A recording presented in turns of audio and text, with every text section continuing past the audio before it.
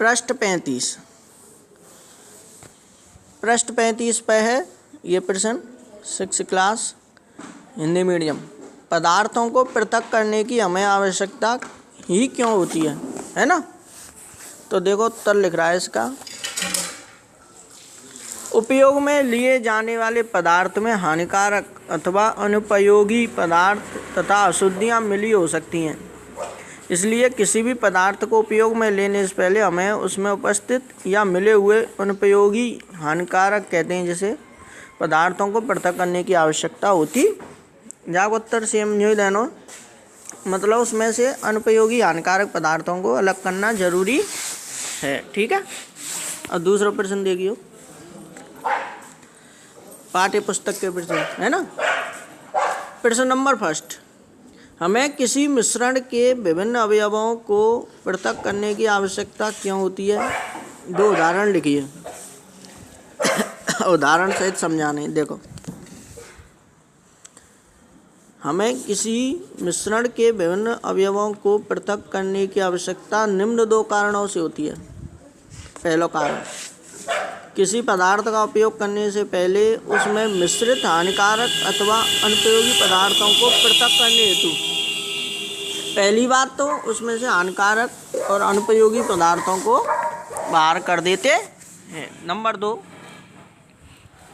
ये हम देख लें किताब में, किसी मिश्रण में से, मिश्रण जानते हो क्या होता है, जैसे नमक पानी का मिश्रण उसे कहते हैं, जैसे नमक और नमक पानी चीनी का मिश्रण वो होता है मिश्रण। तो किसी मिश्रण में से उपयोगी पदार्थों को पृथक करने हेतु जिनकी हमें अलग से उपयोग करने की आवश्यकता होती है, उदाहरण समझेंगे। उदाहरण के माध्यम से, दाल व चावल में छोटे छोटे पत्थर एवं मिट्टी व धूल के कण मिले होते हैं जो हानिकारक होते, इसलिए हमें इन्हें निकाल देते। अब देखो, दाल और चावल में थे पत्थरों को निकाल देते ना, मिट्टी को। नंबर 2, अनाज से भूसे को अलग करना। अनाज से भूसे को अलग करना जाने, भूसो का रहे भूसा कचरा कूड़ा। हाँ, अनाज से भूसे कहते हैं भूस को अलग करना, जिसका हम पशुओं के चारे के लिए उपयोग करते। अब प्रश्न नंबर 2 पढ़ेंगे हम, निष्पावन से क्या अभिप्राय है, यह कहाँ उपयोग किया जाता है ना। निष्पावन क्या है, निष्पावन के बारे में पढ़ेंगे आप पहले।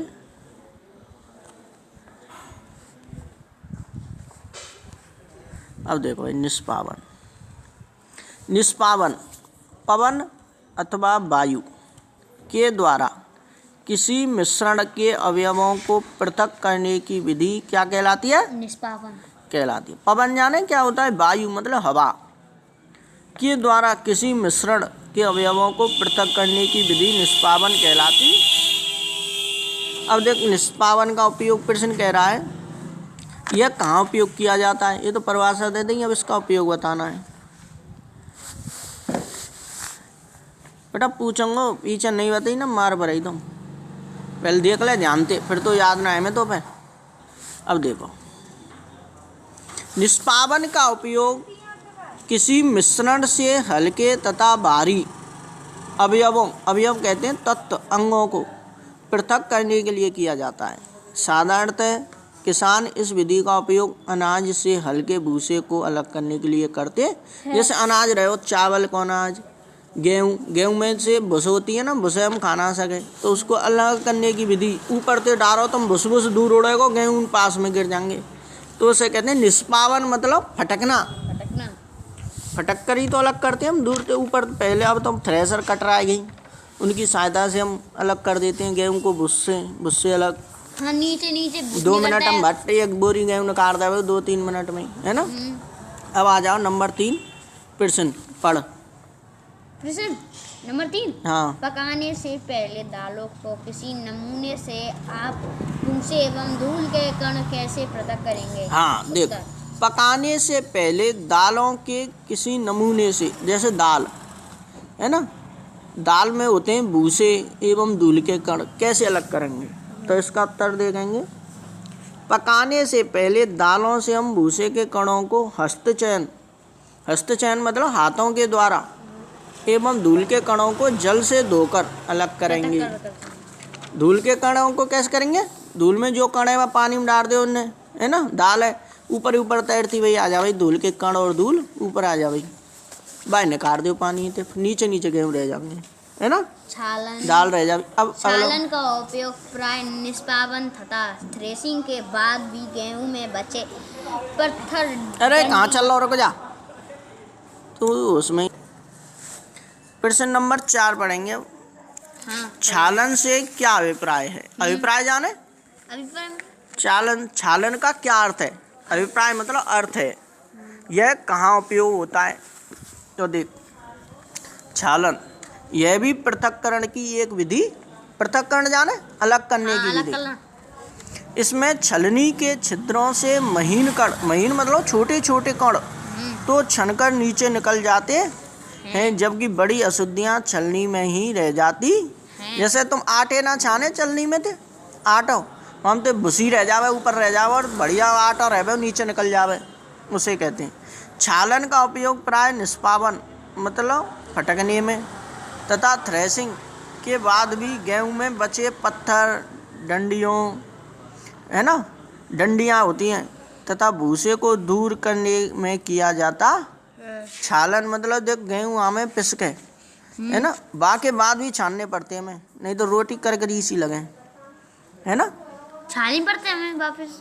और का तू आटा बनावे, रोटी बनाते हो तुम, कहाँ छाने ना डायरेक्ट खा ले ना। हाँ, तो वही प्रक्रिया है, ठीक है। अब अगला प्रश्न पढ़ेंगे। रेत और जल के मिश्रण से आप रेत तथा जल को कैसे पृथक करेंगे? हाँ, रेत और जल को मिश्रण है, तो उसमें से रेत को कैसे अलग करेंगे और जल को कैसे अलग करेंगे? तो देख, रेत और जल के मिश्रण से रेत तथा जल को निम्न प्रकार से पृथक करेंगे। पृथक क्या होता है? अलग करना। सबसे पहले इस मिश्रण को गिलास में डालकर कुछ देर के लिए छोड़ देंगे। फिर नंबर 2 पॉइंट है, कुछ समय बाद रेत गिलास की तली में बैठ जाती है, यह प्रक्रिया अवसादन कहलाती है। अवसादन, अब मतलब सद गई, रेत नीचे बैठ जाती है, तो इसे क्या कहते हैं? अवसादन। पूछूंगा मैं, अवसादन क्या होता है? मतलब रेत नीचे बैठ जाती है तो उसको अवसादन कहते हैं। जैसे किसी गिलास में पानी भरते हैं और फिर और उसके मिट्टी नीचे बैठ जाती है, जल ऊपर हो जाता है, उसे अवसादन कहते हैं, ऐसे बोल सकते हो आप। तीसरा पॉइंट है, साफ जल ऊपरी परत के रूप में आ जाता, साफ जल ऊपर ऊपर आ जाए। अब जल को हिलाएं बिना गिलास को थोड़ा तिरछा, है ना, थोड़ा तिरछा करके इसके जल को दूसरे गिलास में उड़ेल देते हैं, यह प्रक्रिया निस्तारण कहलाती है। साफ जल को दूसरे में ले जाओ, मिट्टी नीचे नीचे रह जाओ, तो निस्तारण मतलब निपटान करना। ऐसे कूड़े कचरे ना उठावे, कोई जगह गंदगी फैले तो कूड़े कचरा उठा लेंगे, तो वह हाँ वो निस्तारण कहलाती है, वह भी प्रक्रिया। अब अगला पॉइंट है 5वां, इस प्रकार अवसादन व निस्तारण के माध्यम से रेत और जल को पृथक कर लेते हैं। ये रहा। अब प्रश्न नंबर 6 पढ़ेंगे जोर से। आटे और चीनी के मिश्रण से क्या चीनी को पृथक करना संभव है? अगर हाँ तो आप इसे कैसे करेंगे? देखो एक बार और समझो प्रश्न। आटे और चीनी, आटो जाने चावल को आटो ऐसा गए, गेहूं को आटो, कच्चू को आटा भी होता है, और चीनी, है ना, कि जैसे आटे में चीनी मिल रही है, तो उसमें से चीनी को अलग कैसे करेंगे, ये प्रश्न कह रहा है। यदि इसका उत्तर हाँ है तो आप कैसे करेंगे बताइए, उत्तर दीजिए। तो इसका उत्तर देखो, उत्तर है इसका हाँ, आटे और चीनी के मिश्रण से चीनी को पृथक करना संभव है, यह निम्न प्रकार से संभव है। पहला पॉइंट, तसले के ऊपर चालनी कहते हैं, चलनी, है ना। पहला पॉइंट देखो, पहला इसके लिए हम एक चालनी जिसे छलनी कहते हैं तथा एक तसला लेंगे, है ना, तसला नीचे और चलनी ऊपर। नंबर 2 पॉइंट है, तसले के ऊपर चालनी रखकर इसमें तसले के ऊपर चालनी रखकर, है ना, इसमें आटे तथा चीनी का मिश्रण डालकर इसे छानेंगे, है ना। तसला ऊपर चालनी, जैसे तुम आटा छानते हो ना, ऐसे ही चलनी तो छानो, चीनी और आटे के मिश्रण है, आटे के कण चालनी के छिद्रों द्वारा निकलकर तसले में आ जाएंगे, जबकि चीनी चालनी में रह जाएगी। मोटी चीनी होगी तो है ना, बिल्कुल पिस रही होगी चीनी तो वो बाहर निकल रही है ना। अब तीसरा पॉइंट है, आटे के कण चालनी के छिद्रों द्वारा निकलकर तसले में आ जाएंगे, जबकि चीनी चालनी में रह जाएगी। इस प्रकार चालन विधि के द्वारा आटे और चीनी के मिश्रण से चीनी अलग कर लेंगे। पंकिल जल के किसी नमूने से आप स्वच्छ जल कैसे प्राप्त करेंगे? पंकिल मतलब गंदा, गंदे जल से स्वच्छ जल कैसे प्राप्त करेंगे? उत्तर पढ़ो। उत्तर जोड़ दे। पंकिल जल से स्वच्छ जल निम्न प्रकार से प्राप्त कर सकते हैं। सबसे पहले पंकिल जल को कुछ देर के लिए रख देंगे। अब उत्तर देखेंगे ध्यान से। सबसे पहले पंकिल मतलब गंदे जल को कुछ देर के लिए रख देंगे, इससे जल में मिली अशुद्धियाँ नीचे तली में बैठ जाएंगी। तली मतलब तल में, अतः अशुद्धियों का अवसाधन हो जाएगा। हाँ, तली में बैठ जाएंगे। मतलब कुछ बाल्टी में भरे वो गंदे जल है तो के हाथ में ही भर ले, गंदे जल है बाल्टी में तो भरी जाएंगी। तो बस। नंबर 2, ऊपरी परत स्वच्छ जल की प्राप्त होगी, जिससे निस्तारण द्वारा दूसरे बर्तन में अलग कर लेंगे, है ना। ऊपरी परत मतलब ऊपर ऊपर स्वच्छ जल आ जाओ, नीचे गंदा जल तो निकाल लो है। तीसरा, दूसरे गिलास का जल कुछ पंकिल होने पर इसे फिल्टर पेपर से छान लेंगे। अब गंदे जल है कछु फिल्टर पेपर से छान लो। हाँ। अर्थात उसका निस्यंदन करेंगे। निस्यंदन मतलब फिल्टर पेपर से छानना, जिससे स्वच्छ जल प्राप्त हो जाएगा।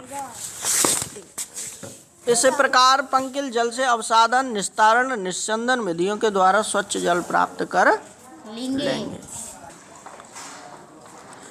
रिक्त स्थानों को भरिए। प्रश्न नंबर 8, धान के दानों को डंडियों से पृथक करने की विधि को क्या कहते हैं? थ्रेशिंग। थ्रेशिंग।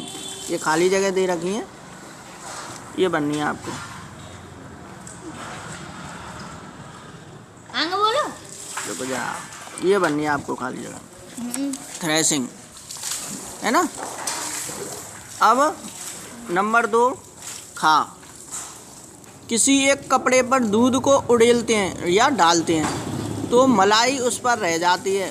पृथक्करण की यह प्रक्रिया क्या कहलाती है? निस्यंदन। निस्यंदन मतलब कपड़ा में ते दूध छानो तो मलाई मलाई ऊपर, दूध दूध नीचे। नंबर 3, गा। समुद्र के जल से नमक खाली जगह प्रक्रिया द्वारा प्राप्त किया था। वाष्पन। समुद्र के जल से नमक वाष्पन प्रक्रिया द्वारा प्राप्त किया। वाष्पन कैसे होता है? मतलब वाष्पन। अब देख अगला प्रश्न देखो। घा। जब पंकिल जल, पंकिल क्या होता है? गंदा जल को पूरी रात एक बाल्टी में रखा जाता है तो अशुद्धियाँ तली में बैठ जाती हैं। इसके बाद पश्चात मतलब बाद स्वच्छ जल को ऊपर से पृथक कर लेते हैं। इसमें उपयोग होने वाली पृथक्करण की प्रक्रिया को क्या कहते हैं? निस्तारण। निस्तारण। शाबाश। अब प्रश्न नंबर 9 पढ़ेंगे आप। सत्य असत्य, सही और गलत, है ना। दूध और जल के मिश्रण को निस्यंदन द्वारा पृथक किया जाता है। असत्य। गलत, असत्य है इसका उत्तर, असत्य। देखो, क्योंकि निस्यंदन कहते हैं फिल्टर पेपर द्वारा अलग करना, है ना। दूध और जल के मिश्रण को निस्यंदन विधि द्वारा अलग किया जा सकता है। गलत, है ना, नहीं किया जा सकता, है ना। नंबर 2 है, नमक तथा चीनी के मिश्रण को निष्पावन द्वारा पृथक कर सकते हैं। असत्य। गलत। चाय की पत्तियों को चाय से पृथक्करण निस्यंदन द्वारा किया जा सकता है। सत्य। मतलब चाय की पत्तियों को चाय से अलग करके निस्यंदन मतलब छानना जा सकता है। सही है। घा। अनाज और भूसे के पृथक्करण निस्तारण प्रक्रम द्वारा किया जा सकता है। गलत, है ना। प्रश्न नंबर 10 रह गया आपका, ये देखो पढ़ भाई प्रश्न है, जोड़ते। जल में चीनी तथा नींबू का रस मिलाकर शिकंजी बनाई जाती है। आप बर्फ डालकर इसे ठंडा करना चाहते हो। आप शिकंजी में बर्फ चीनी घोलने से पहले डालेंगे या बाद में? किसी प्रकरण में अधिक चीनी घोलना संभव होगा? उत्तर देखो, हम शिकंजी में बर्फ चीनी घोलने के बाद में डालेंगे। शिकंजी में बर्फ़ चीनी घोलने के बाद ही डालनी चाहिए, नहीं तो बर्फ़ पहले डाल दी फिर चीनी घुलती नहीं है, बहुत देर में घुलती है ना। बर्फ़ डालने से पहले जल में अधिक चीनी घोलना संभव होगा। ठीक है।